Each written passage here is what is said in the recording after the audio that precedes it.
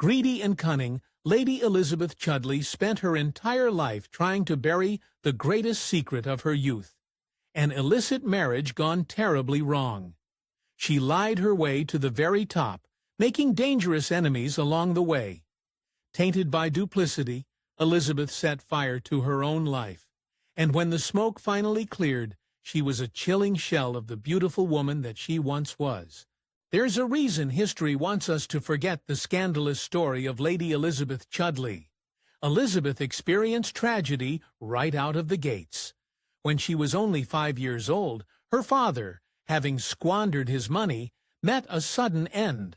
This left Elizabeth in a sort of genteel limbo. She neither starved nor enjoyed the luxuries of the extremely wealthy. However, Elizabeth was destined to become embroiled in the British royal court, and it would only lead to notoriety and scandal. At the age of 15, a threat to Elizabeth's health and well-being darkened her doorstep. She survived a dangerous bout of smallpox, but in a stroke of luck, recovered without any lasting scars. Elizabeth was known to be both beautiful and exceedingly charming and witty, and before long she caught the eye of a much older gentleman. Elizabeth's very first foray into romance was enough to make anyone's skin crawl. Still a child in many ways, she became politician William Pulteney's object of affection. He was a powerful man with a seat in the House of Commons, and even more unsettling, he had a wife. But despite all this, Pulteney couldn't resist the temptation of a defenseless teenage girl. And that's when things got even more disturbing. For all his pomp and circumstance, William Pulteney was a wolf in sheep's clothing. With his beady eyes on Elizabeth, he showed a disturbingly strong interest in her education and began spending long hours alone with her. According to her first biographer, and to nobody's surprise, their intimacy wasn't always platonic. But with a favorable eye cast on her daughter, Elizabeth's mother only encouraged their close connection, and it created a legendary ripple effect. After spending much time with her, Pulteney made a suggestion that changed the course of Elizabeth's life forever. He advised her to move to London and ingratiate herself in the royal court. You see, the king had smiled on William Pulteney, making him the Earl of Bath. This opened a whole new world for Elizabeth. But little did she know, it would turn out to be more dangerous than she could have ever imagined. Elizabeth left her childhood struggles in the dust when she arrived on the glittering threshold of the British royal court. Not only did she find herself with an income of $400, but she also snagged the role of maid of honor for the wife of the Prince of Wales, Augusta of Saxe-Gotha. To her credit, Elizabeth became incredibly popular, so much so that she wowed the likes of the king himself. Elizabeth certainly knew how to make an impression. On one notorious occasion, she attended a masquerade in the Haymarket, and when she made her entrance, jaws dropped. Elizabeth had transformed herself into the likeness of the Greek princess Iphigenia, swathed in a stunning dress. This dress was incredibly sheer and flesh-colored, so much so that in the warm candlelight, Elizabeth appeared as if she was wearing nothing. King George II took immediate notice of her, but instead of being offended, he was delighted. In fact, he was so enraptured by Elizabeth that he outwardly voiced his approval for his son's wife's lady, and even ordered another masquerade in her honor. With every eye in the room on her, Elizabeth could only hope to make a prosperous match, but of course her heart got in the way. The royal court was not all permit proper. In fact, it teemed with vice and ravenous suitors, and this was where Elizabeth met the most eligible bachelor of her time. Entranced by her beauty and charms, James, Duke of Hamilton, made a proposal of marriage. But there was one hiccup in his plan. Before they could marry, James had to leave her side and embark on a grand tour of the continent. Now, unfortunately for James, this gave Elizabeth ample time to turn her gaze towards another suitor. Although James was quite the catch, that didn't stop Elizabeth from tapping into her more rebellious side. While attending a horse race, she came face to face with Augustus John Hervey, an incredibly dashing suitor. Unfortunately, Augustus was not cut from the same cloth. In fact, he was a poor and lowly naval officer. But did this stop Elizabeth from making the most reckless decision of her life? Absolutely not. Elizabeth fell head over heels for Augustus, and as a result, she didn't think twice about dealing the Duke of Hamilton a vicious betrayal. In 1744, a secret marriage came to pass. She and Augustus met at a quiet Hampshire church, and at 10 p.m., the illicit ceremony began. Only a handful of friends and servants attended. You see, if anybody found out, the consequences would be utterly severe. Most shockingly, Elizabeth kept her marriage a secret from her own mother. If anyone close to her exposed the truth, she'd risk losing her status at court and everything she had worked for. Her quick marriage had been brash, spontaneous, and most of all doomed from the very beginning. Not long after saying "I do," the couple had a sudden falling out, and the reason was surprisingly sinister. There's a good chance that Elizabeth's marriage to Augustus imploded due to aggression and mistreatment, particularly in the bedroom. They went from hot to cold in an instant, and when Augustus returned to his fleet, Elizabeth extinguished their romance. She never wanted to lay eyes on him again. However, this horrifying experience would come around to haunt her in a terrible way.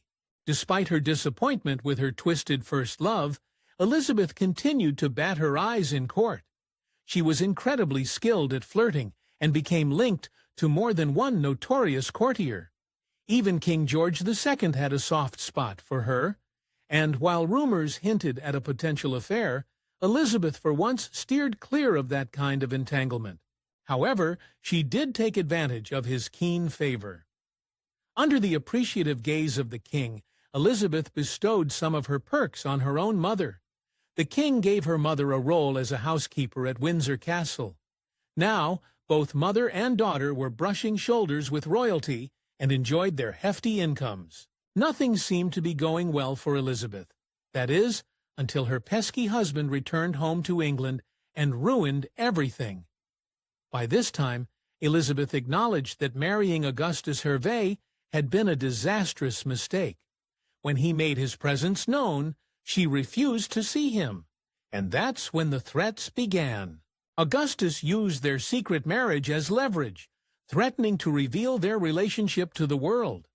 Elizabeth had no choice but to go to him. Once Augustus had Elizabeth alone, he reportedly forced himself on her.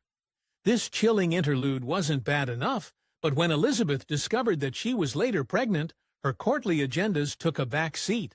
She had no choice but to withdraw from court until her child was born. Her absence went unexplained, though, and there was no shortage of nasty rumors told behind her back. Elizabeth's tormented road to motherhood only ended in sadness. After the child arrived, a wet nurse took over, and in the end, the baby didn't survive very long. When she returned to court, Elizabeth tried to put the whole debacle behind her, but that was much easier said than done. She fought the rumors with complete exaggeration in order to make them seem less believable. Desperate to obliterate the pregnancy rumors, Elizabeth once suggested with Lord Chesterfield, "The world says I have had twins."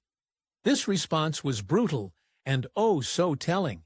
He replied, "Well, I'll make a point of believing only one half of what the world says." Despite this deranged setback, however, Elizabeth returned to court with her head held high. But drama followed her wherever she went, and she was about to shake things up like never before. Elizabeth had certainly learned from her past mistakes. When it came to her next romantic conquest, she did not aim low.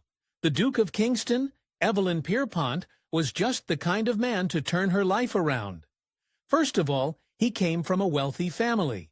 He had sprawling estates, not to mention a delicious income of £17,000 per year. But there was just one thing standing in her way. In order to ingratiate herself with the Duke of Kingston, Elizabeth had to break some hearts along the way. You see, the Duke already had a concubine, but once he met Elizabeth, The other girls didn't know chance. To Elizabeth's delight, he ruthlessly dumped his French mistress for her. Oh, but this jilted lover did not respond well to being replaced, and she sought her revenge on Elizabeth in a vicious way. The Duke's ex-mistress fled to Paris, where she wrote a hostile book about Elizabeth. Elizabeth, meanwhile, had won. She'd come out on top and shamelessly enjoyed her new lover's constant attention. At 30 years old, she wanted nothing more than to keep her man in check. And while she didn't completely abandon her flirtations, she adored basking in the glory of her Duke's wealth. Most of all, little did she know, her greed would one day become her Achilles' heel. For Elizabeth, slipping beneath the Duke of Kingston's sheets paid off in a big way. With one hand in his pocketbook and the other holding his heart, she spent his money like water. She filled his estates, as well as the homes he'd gifted her, with shiny baubles and expensive ornaments.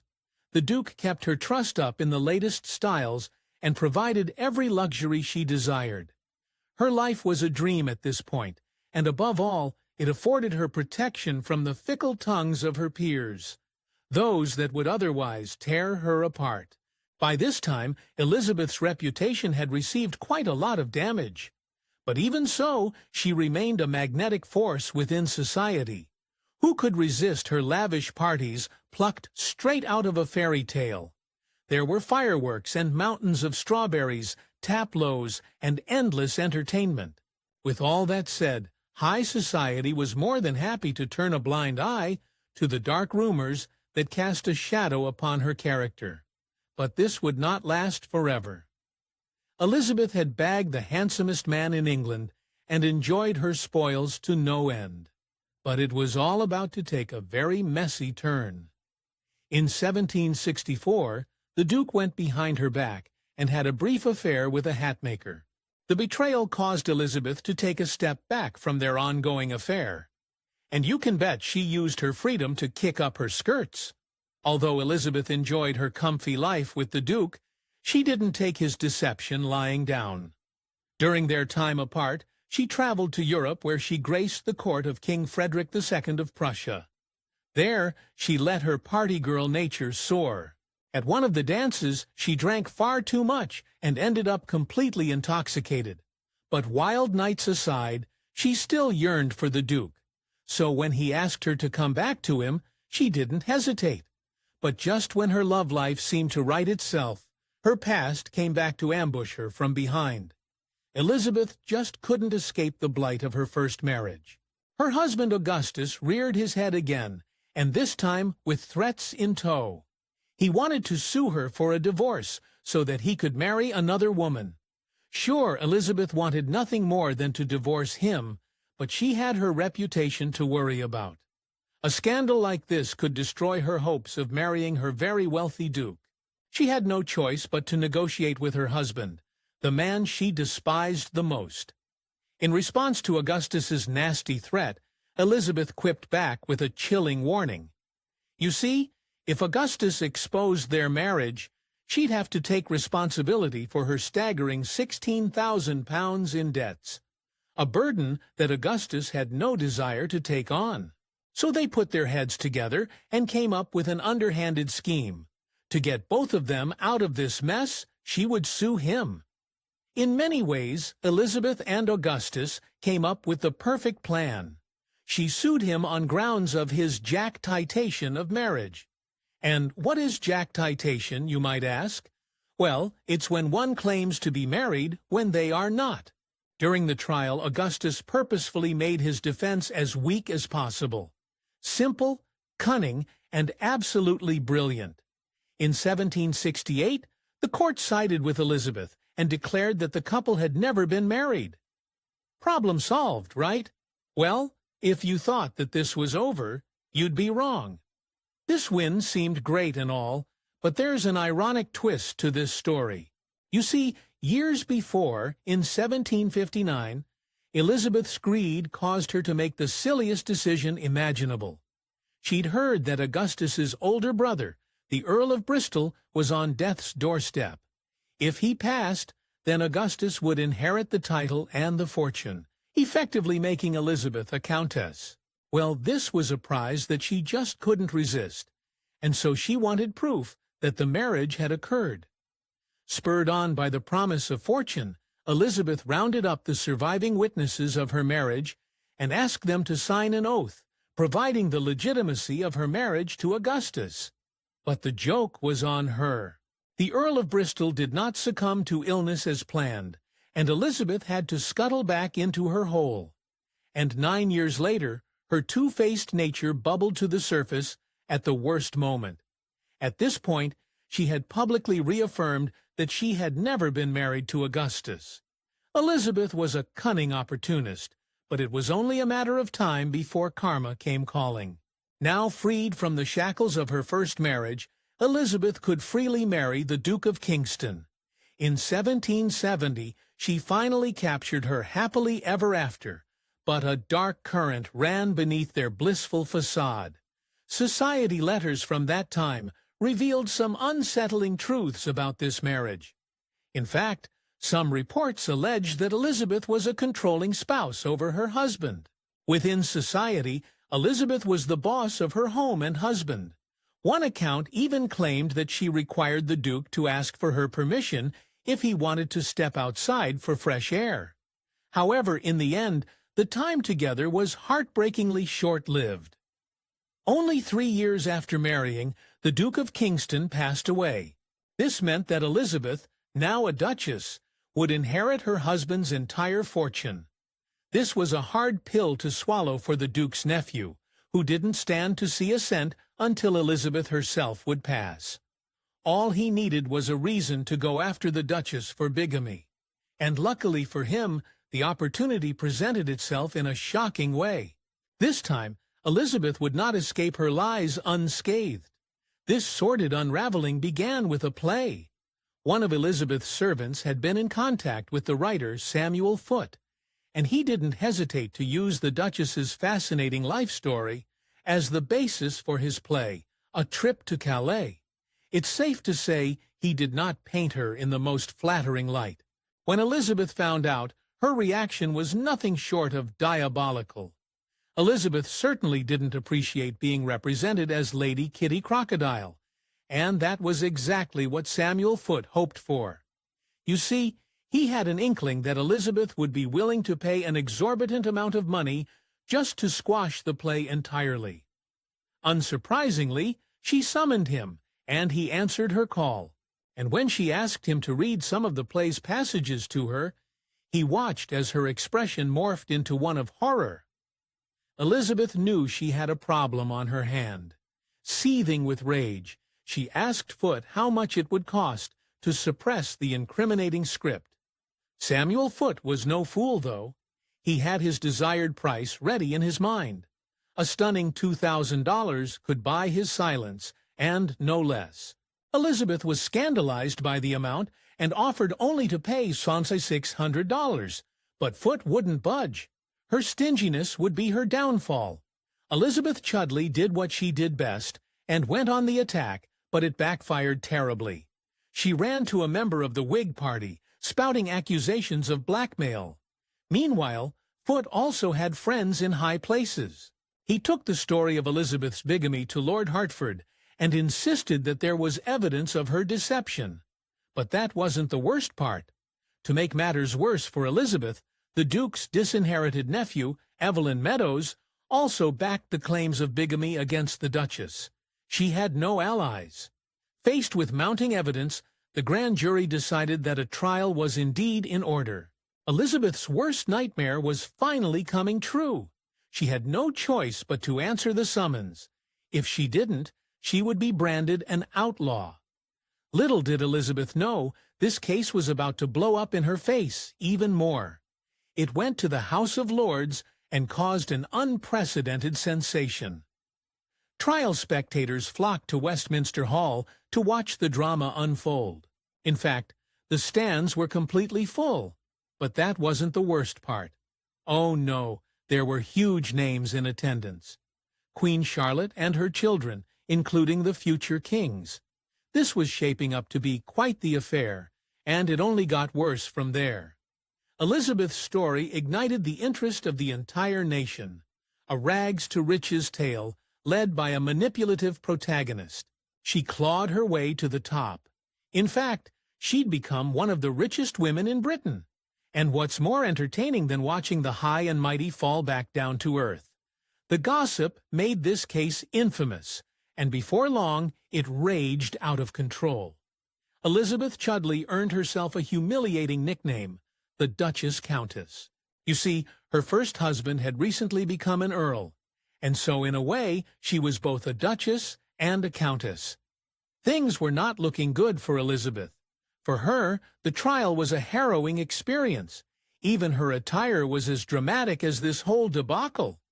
Elizabeth attended her trial draped head to toe in black. She even wore a black hood, but there was something eerily familiar about her appearance. She looked just like Mary Queen of Scots, facing down her impending execution. What's more, 56-year-old Elizabeth had lost the blushing beauty of her youth. In fact, one witness recalled her looking large and ill-shaped. But although she lacked her physical graces, Elizabeth still had a penchant for manipulation. The only question was, would it be enough to save her? Elizabeth, known for throwing outrageous tantrums, reined her selfishness in. She put her best foot forward and tried to appear as pleasing as possible. She spent a long time testifying in her own defense, but it just wasn't enough. She'd sorely underestimated the power of her servants. One in particular held the key to her ruination. The entire trial went south for Elizabeth when her old servant, Anne Craddock, presented some chilling evidence. Simply put, she threw the Duchess under the bus, not sparing her an inch of mercy. When the guilty verdict rang through the air, Elizabeth reportedly collapsed, lifeless to the ground.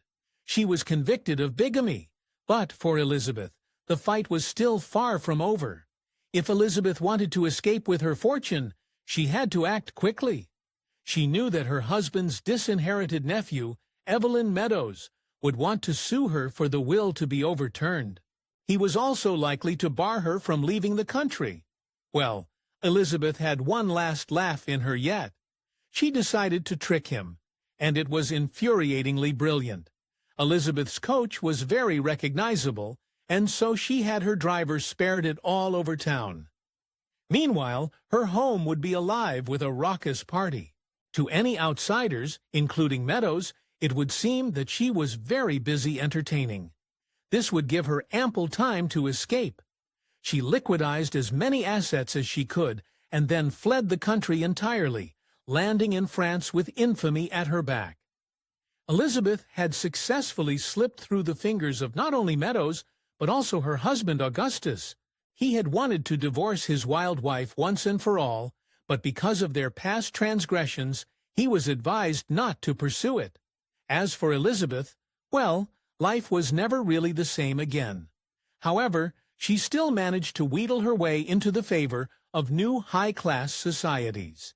Despite the trial, Elizabeth managed to overcome her spoiled reputation, and for the next 12 years she enjoyed her life and traveled through Europe. She even fell into the good graces of the Russian royal family and even the Pope himself. Although she became stingier with age, she was as healthy as ever. In fact, Elizabeth wanted for nothing. She was still a wealthy woman and owned multiple estates. On the day before her passing, Elizabeth Chudley didn't seem ill at all. And then, in a single moment, it was all over. As the historian Louis Melville wrote, according to one account, the immediate cause of death was the breaking of a blood vessel as the result of a violent outburst of rage on hearing that a lawsuit in Paris had gone against her. Thanks for watching History Exposé. If you love uncovering the best stories in history, hit like and subscribe to keep exploring with us. Don't forget to visit our main page, Factor Nate, for more incredible facts about everything.